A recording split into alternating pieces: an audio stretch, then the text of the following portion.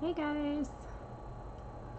Once again I am joined by my lovely but shit-headed co-host Luna. Sorry, this is the second time I've had to attempt this video because she's been like jumping around and getting into stuff. I love her, but she's a butt. So today I wanted to talk about deck mods. And I know a lot of people, there are some people who are very much into modifying their decks, and there are others who are either too scared to do it or just find it as like mutilating the decks. And I will say that I am one person who I don't really have the desire to mod a whole lot of decks in my possession. And but there were a few that I wanted to try my hand at, and I can tell you right now I was absolutely freaking terrified to do it. So terrified. Then I saw a really helpful video by Katey Flowers where she trimmed her Star Tarot. And the Star Tarot is actually a deck that I am currently hoping to get soon, and I intend on modifying it myself. I really find it a very beautiful deck, but it has very intrusive borders.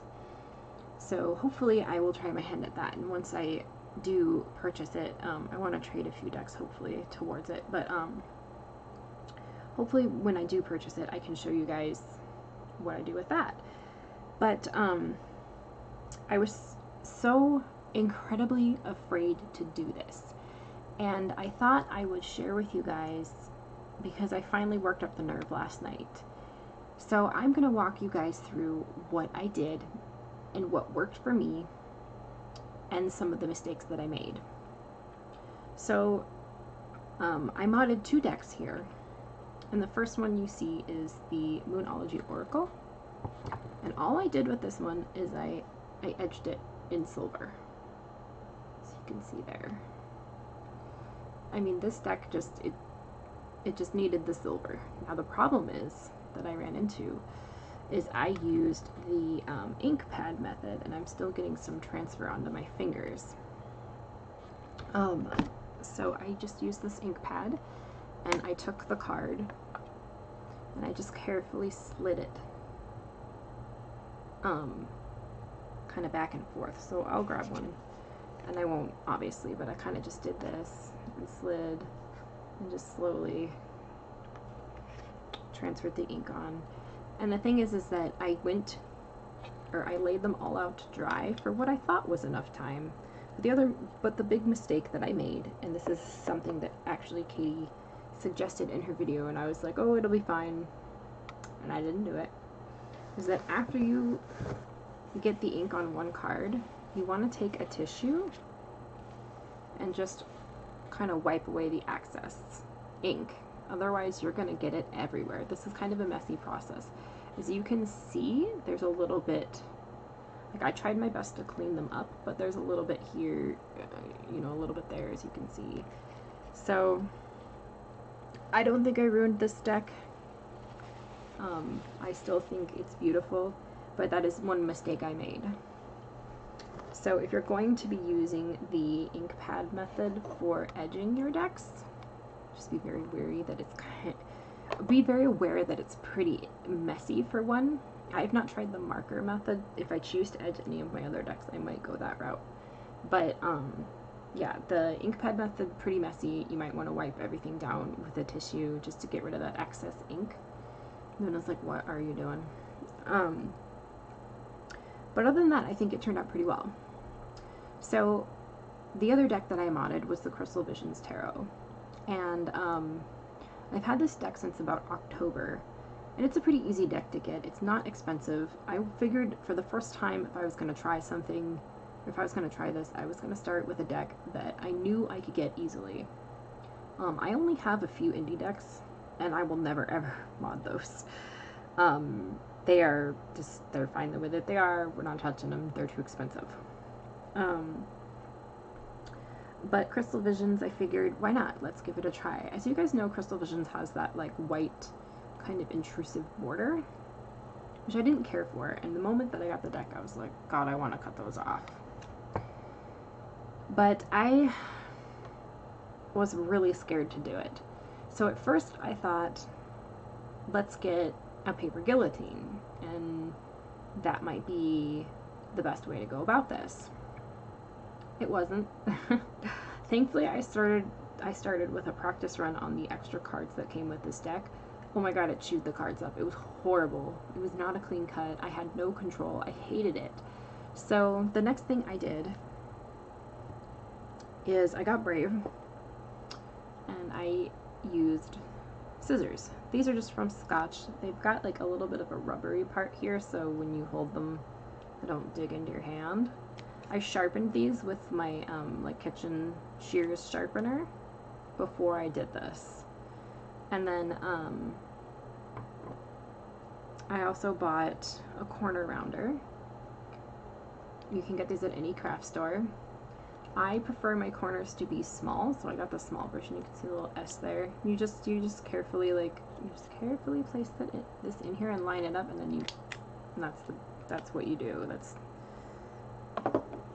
It'll round those corners for you, as you can see, and then you can see that mine are small, because I actually saw this deck trimmed and it had huge corners, and I was like, no, not for me.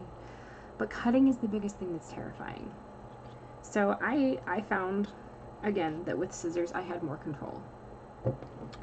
And the key with the scissors is, and obviously I'm not going to cut these because they're already trimmed, is that I kind of gave myself a lot of wiggle room trimming off those white borders. So I already had quite a bit of white still left here, and then I very carefully went in and followed while curving the scissors slightly away from the card, and then just slowly going. And it actually worked out pretty well. The one thing that I thought would be really hard for me, though, doing this, is I can be kind of a perfectionist, and you have to let go of that when you're going to do something like this. If you're going to trim a deck, you have to let go of that perfectionism, because these are not going to turn out like they are cut by a machine, because you are not a machine. So you're going to have like little bumps and imperfections, and as soon as I let go of that, I found this to be a very freeing activity. And it took me quite a while, but I was going really slow. I was being very cautious, and I would kind of go through and go back in and trim. There's a few others that I still need to like just cut off a little bit of excess left, but I think it turned out pretty well for my first trim. And this deck, it deserved, it really deserved the borders to be gone on it. I mean, it's just so pretty without them, and the backs are still fine. Like, they still turned out just fine. And that's the one thing when you're trimming that you need to be aware of, is just how is it going to affect the back of the decks as well. Sorry for the glare on my ring light here. But yeah, I think it turned out pretty well for my first job. Like, I was so nervous about doing this. I mean, so nervous that when, come on, focus.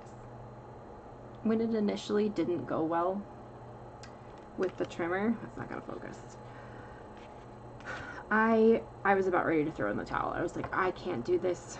I am going to ruin this deck. And I didn't want to do that even for a deck that was, you know, $16 on Amazon. But, sorry, Luna, I'm getting in your face. But I decided to just go for it. And I just was very careful. I went very slow. I took my time. You cannot rush through this. It took me a whole evening after my kids went to bed. I actually ended up staying up a little bit late because I was working on this.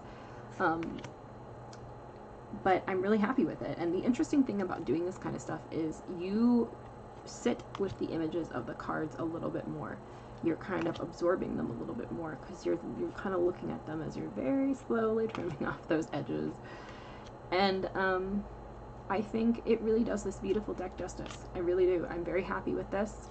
And once I get the Star Tarot, I cannot wait to do that with that deck. That deck is really beautiful.